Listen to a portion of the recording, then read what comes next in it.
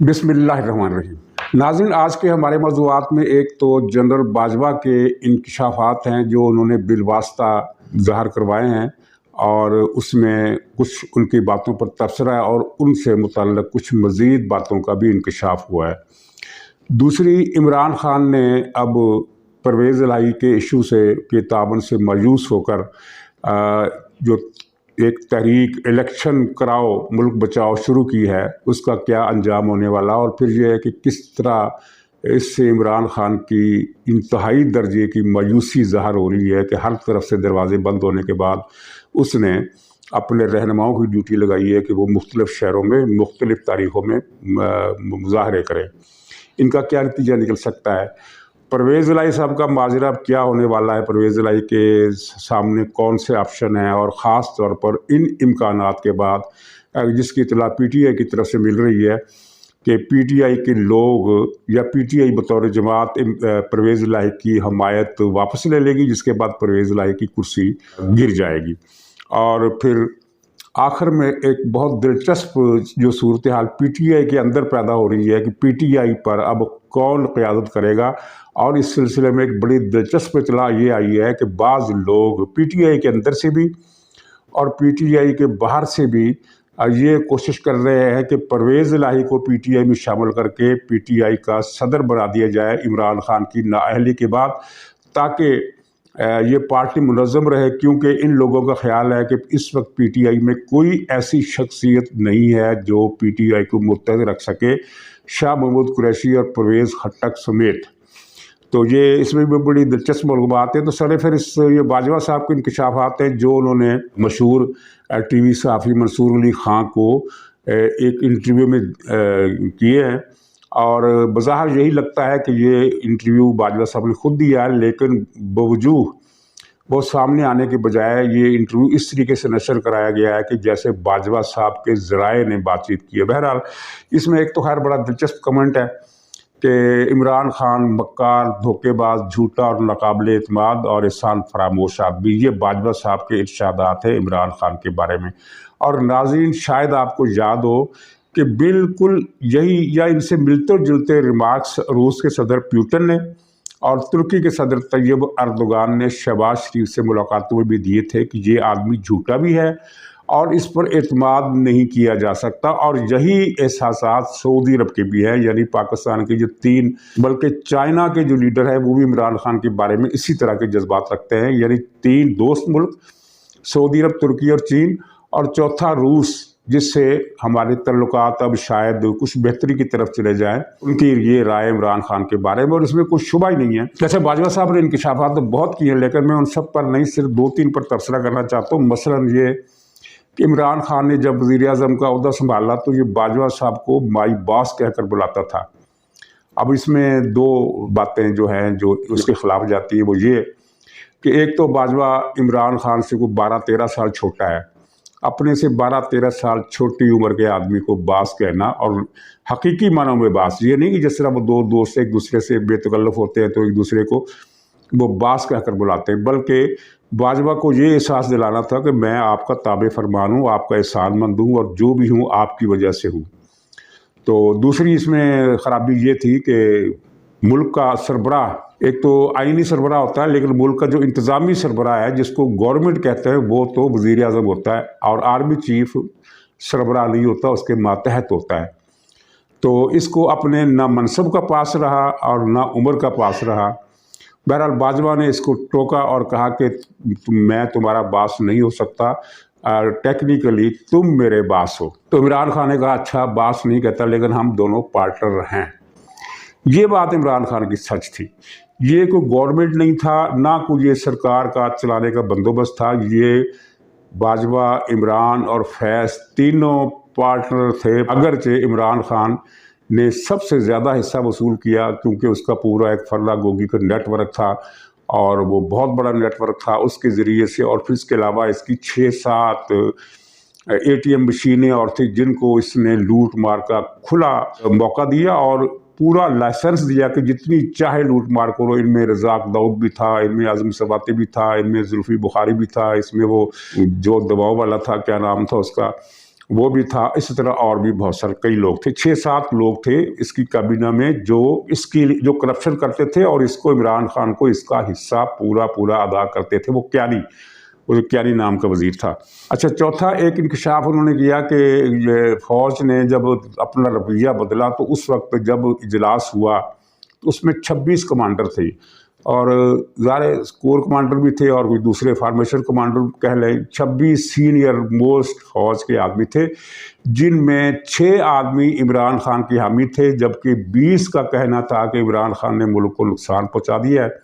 فوج بدنام ہو رہی ہے، ہمیں غیر سیاسی ہو جانا چاہیے۔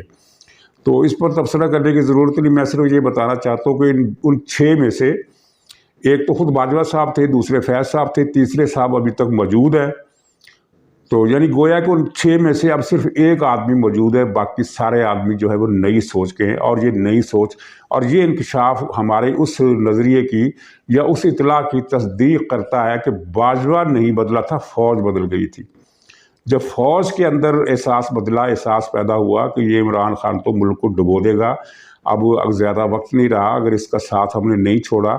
تو فوج کی بدنامی تو ایک طرف رہی، یہ پورا ملک ہی خطرے میں پڑ جائے گا اور اس کا وجود سلامت نہیں رہے گا۔ یہ سوچ فوج کے اندر ڈیولپ ہوئی، اور اس ڈیولپمنٹ کے پیچھے ظاہر ایک پورا پروسیس ہے، تہ در تہ مسلسل پے در پے واقعات تھے جن کی وجہ سے آہستہ آہستہ یہ سوچ پیدا ہوئی، اور اس کے نتیجے میں پھر باجوہ بھی اتنا کمزور ہو گیا کہ جیسا کہ اسی انٹرویو کے دوران باجوہ نے مزید انکشاف کیا کہ اس نے تو تحریک عدم اعتماد کو آخری دم تک ناکام بنانے کی کوشش جاری رکھی۔ ایک اجلاس میں اس نے باجوہ نے اپوزیشن سے یہ ان کو دباؤ میں لانے کی کوشش کی کہ وہ تحریک عدم اعتماد واپس لیں۔ شہباز شریف صاحب تو لیٹ گئے تھے، ڈھیر ہو گئے تھے، اور وہ آمادہ ہو گئے تھے کہ ٹھیک ہے ہم تحریک عدم اعتماد واپس لے لیں گے، لیکن شہباز شریف ڈھیر ہوئے تو بلاول زرداری شیر ہو گئے۔ انہوں نے کہا کہ باجوہ صاحب یہ نہیں ہو سکتا، اگر آپ نے ہم پر اسی طرح دباؤ ڈالنا ہے تو پھر یہ معاملہ میں پبلک میں لے کر چلا جاؤں گا۔ بلاول کی اس دھمکی سے باجوہ کی ہوا نکل گئی اور پھر وہ مسئلہ ختم ہو گیا۔ تو یہ سارے انکشافات اس بات کی تائید کرتے ہیں کہ جو کچھ ہم لوگ اپنے ولاگس کے ذریعے پچھلے 3-4 سال کے اندر بتاتے رہے وہ ساری باتیں سچ تھیں۔ یہ ایک کلٹ تھا، یہ ایک اکٹھ تھا، یہ 3 افراد کا ایک مافیا تھا جس نے فوج اور ملک کو جرگمال بنا لیا تھا۔ یہی عمران خان کو برسر اقتدار لایا، اسی نے اس کو چلایا، اسی نے اس کے خلاف اٹھنے والی ہر آواز کمزور کی۔ پھر آخر ادارے کے اندر سے جب حالات تبدیل ہوئے تو یہ مافیا جو تھا وہ کھلر گیا۔ اب یہ مافیا اس طرح کھلر ہوا ہے کہ ایک دوسرے کو گالیاں دے رہے ہیں، اور اس سلسلے میں جو اطلاع میرے پاس ہے، ایک اور ذریعے نے مجھے بتایا کہ باجوہ اور عمران دونوں کے پاس ایک دوسرے کے خلاف سنگین قسم کا مواد موجود ہے، وہ آڈیو بھی ہے، ویڈیو بھی ہے، اس میں پتہ نہیں کیا کچھ ہے اور کیا کچھ نہیں ہے، اور یہ ایسا مواد ہے کہ جیسے ایٹم بم، اور وہ دونوں استعمال اس لیے نہیں کر رہے کہ جو اگر ایک نے استعمال کیا تو پھر دوسرا جو اپنے پاس ہتھیار ہے وہ بھی چلا دے گا۔ اور ان لوگوں کو آپ جانتے ہیں کہ یہ لوگ کون تھے، باجوہ، عمران، یہ ویڈیو ریکارڈ کر کے لوگوں کو بلیک میل کرنے کا والوں کو ٹولہ تھا۔ انہوں نے نیب کے ججوں کی ویڈیوز بنائیں اور ان ویڈیوز کی مدد سے مخالفوں کو سزائیں دلوائیں، اور واٹس ایپ کے ذریعے انہوں نے عدالت کے اندر وہ نواز شریف کو تاحیات نااہل کروایا۔ اور یہ اس نے باجوہ نے اس انٹرویو میں یہ جھوٹ بولا کہ نواز شریف والے کیس میں، پاناما والے کیس میں ہمارا فوج پر کوئی دباؤ نہیں تھا۔ سب کو پتہ ہے کہ کون سا میسج کہاں سے، کس ہوٹل سے، کس جج کو کیا چیز میسج آتے تھے، اور پھر کس طرح وہ لکھے لکھائے فیصلے بھی اس ہوٹل سے احتساب عدالت کی میز پر پہنچتے تھے۔ تو یہ تو سفید جھوٹ ظاہر ہے، تو جھوٹ تو بولیں گے۔ تو اب ان کے پاس ظاہر مواد ہے، اور جو ذریعے کا کہنا ہے کہ زیادہ مواد جو ہے وہ باجوہ کے پاس ہے۔ ظاہر باجوہ اس کا باپ تھا، عمران خان کو باپ جو تھا وہ بیٹے سے کچھ 2 قدم 4 قدم آگے ہی ہوگا۔ تو یہ وہ جو کہانی ہے، یہ منصور علی خان کا جو انٹرویو ہے یہ ابھی پہلی کڑی ہے۔ ابھی باجوہ نے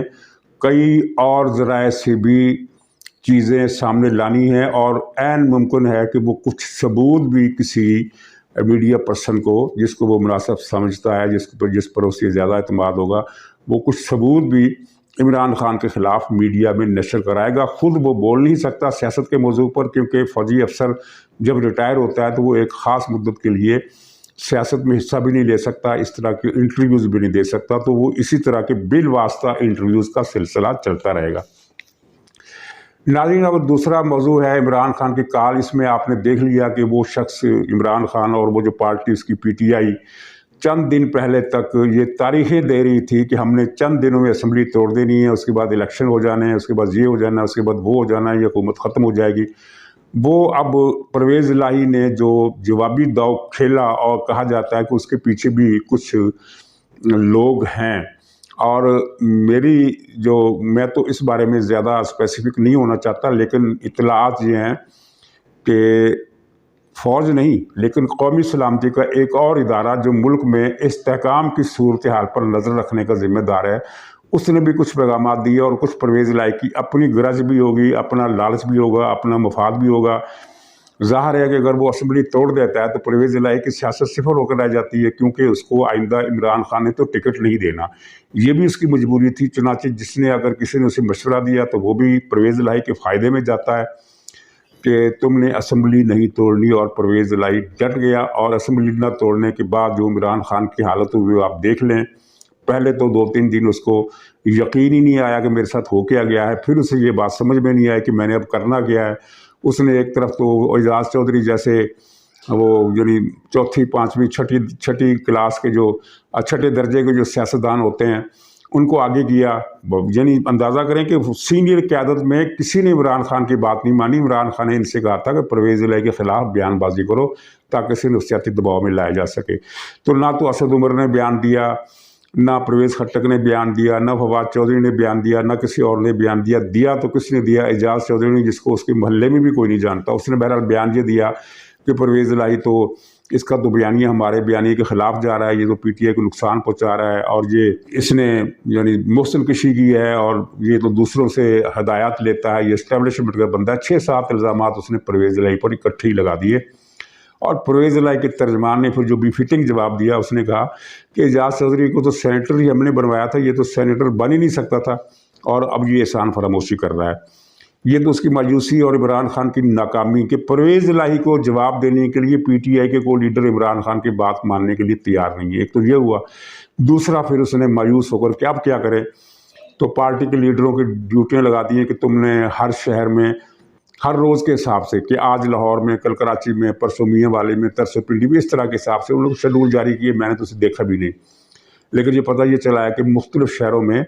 تاریخ وائز آج اس میں، کل اس میں فلاں لیڈر خطاب کرے گا، فلاں لیڈر خطاب کرے گا۔ تو ظاہر ہے یہ کمپین اس کی ٹائم فش تو پہلے ہی ہو گئی ہے، لیکن ان جلسوں کا نقصان عمران خان کو یہ ہوگا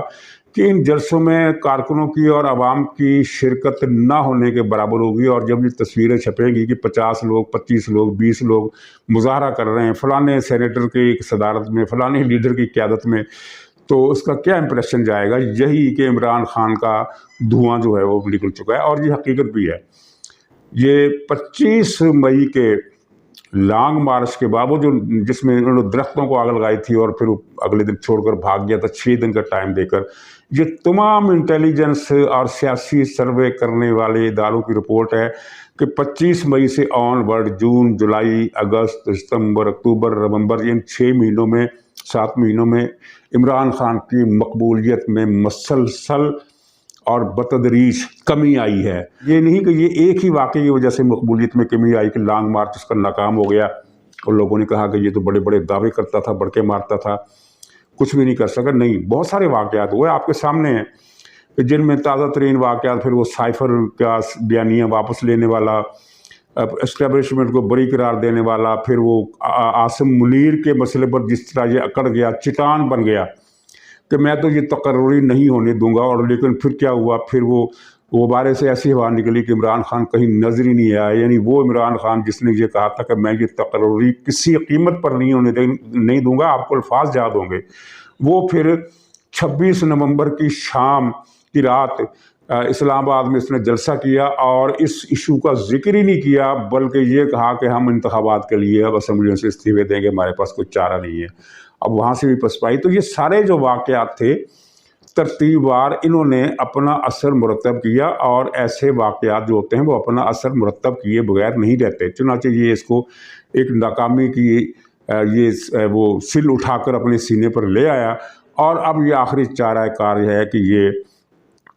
جلوس نکالو۔ وہ جلوس کیا نکلنا ہے، میرے خیال اس کے بعد جو اگلی کال ہوگی کہ یہ سب لوگ جو ہیں وہ دعا کریں کہ مجھے اللہ تعالیٰ حکومت میں واپس لے آئے، یا پتہ نہیں کیا دعا کریں۔ اس کی آخری جو کوشش ہوگی اس ایڈونچر کے بعد وہ یہ ہوگی کہ مجھے اور فرہ گوگی اور پنکی پیرنی اور خاور منیکا اور وہ جمیل گجر، ان سب کو معاف کر دیا جائے، آئندہ ہم چوری نہیں کریں گے، ہم نے جتنی چوری کرنی تھی کر لی۔ تو یہ لطیفہ ہے۔ اچھا، اب آخری پوائنٹ ہمارا ہے پرویز الہی کا کیا بنے گا۔ اگر عمران خان جیسا کہ یہ میسج بھیج رہا ہے پرویز الہی کو کہ تم نے مجھ سے دغا کی ہے، میں تم سے دغا کروں گا، میں تم سے کیا دغا کروں گا، میری پارٹی تم حمایت واپس لے لے گی یا پنجاب اسمبلی سے استعفے دے دے گی۔ اچھا، اب حمایت واپس لینے کا تو خیر ایک آپشن ہے، لیکن اگر استعفے دیے تو ظاہر ہے سارے لوگ تو استعفے نہیں دیں گے،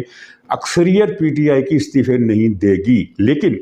پی ٹی آئی کی فرض کیجیے اگر 10-12 ارکان بھی استعفیٰ دے دیتے ہیں تو پرویز الہی کی میجارٹی ختم ہو جاتی ہے، اور گورنر اسی لمحے پرویز الہی کو کہہ دے گا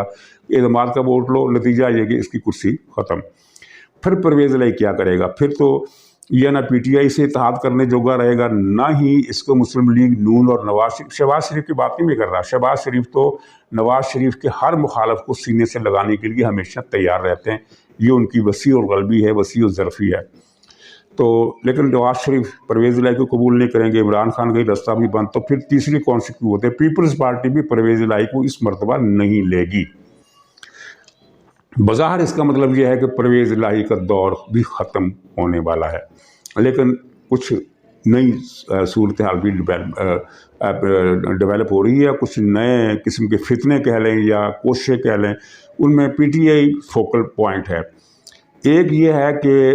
شاہ محمود قریشی صاحب کی کوشش ہے کہ عمران خان جیسے ہی نااہل ہوں میں لابیئنگ کر کے پی ٹی آئی کے صدر بن جاؤں، قائم مقام تو خیر وہ بن ہی جائے گا کیونکہ نائب صدر ہے،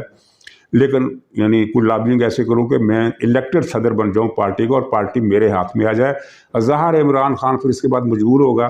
وہ نااہل بھی ہوگا، وہ جیل میں بھی ہوگا، شاید دسمبر ہی کے اندر وہ عمران خان آپ کو جیل میں نظر آئے، شاید والی بات کر رہا ہوں، لیکن یقین والی بات یہ ہے کہ اس نے جیل تو جانا ہی ہے، دسمبر میں نہ جائے گا تو اگلے مہینے چلا جائے گا، اس نے جیل جانا ہے۔